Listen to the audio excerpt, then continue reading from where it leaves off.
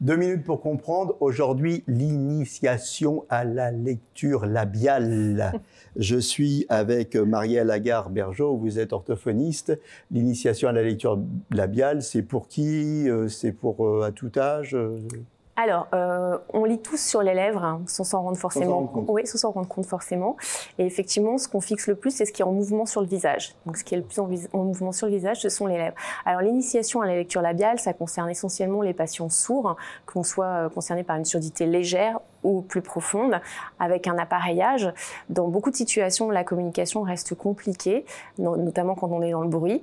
Et dans ces cas-là, ça peut être un bon soutien à la compréhension d'être en mesure de lire sur les lèvres. Donc, l'orthophoniste intervient pour apprendre aux patients à lire sur les lèvres. Et y compris quand on devient sourd à un âge avancé, on peut s'initier à la lecture labiale, c'est ça? Oui, tout à fait. On peut s'initier à tout âge à la lecture labiale. C'est en général une trentaine de séances où on va présenter, nous, en tant qu'orthophonistes, chacun des phonèmes de la langue. En 30 séances, on sait lire sur les lèvres? On sait lire sur les lèvres. Alors après, ça demande quand même beaucoup d'entraînement, voilà, mais en 30 séances, on peut lire sur les lèvres. Alors attention, il y a quand même beaucoup de sosies labiaux dans la langue française. Si je vous dis poule, boule, moule, vous voyez la même chose sur mes lèvres.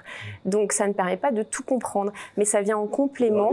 Bien entendu. Même. Voilà, exactement. Et donc, ça demande aussi une certaine dextérité et on travaille aussi ça en orthophonie, c'est-à-dire la capacité à anticiper le message et tout en s'aidant de la lecture labiale. Voilà. On va travailler aussi tout ce qui est mémoire, hein, qui va soutenir la compréhension dans les situations un peu compliquées. Vous êtes au restaurant, dans le bruit et vous avez besoin, en plus de votre appareil, de bien saisir ce qu'on vous dit. Vous lisez sur les lèvres. Voilà, donc en plus de l'appareil, quand on a des problèmes de surdité, la lecture labiale, ça peut aider, pensez-y. Nos émissions vous plaisent, alors aidez-nous à faire grandir la chaîne. Pour parler santé au plus grand nombre, partagez, likez, abonnez-vous.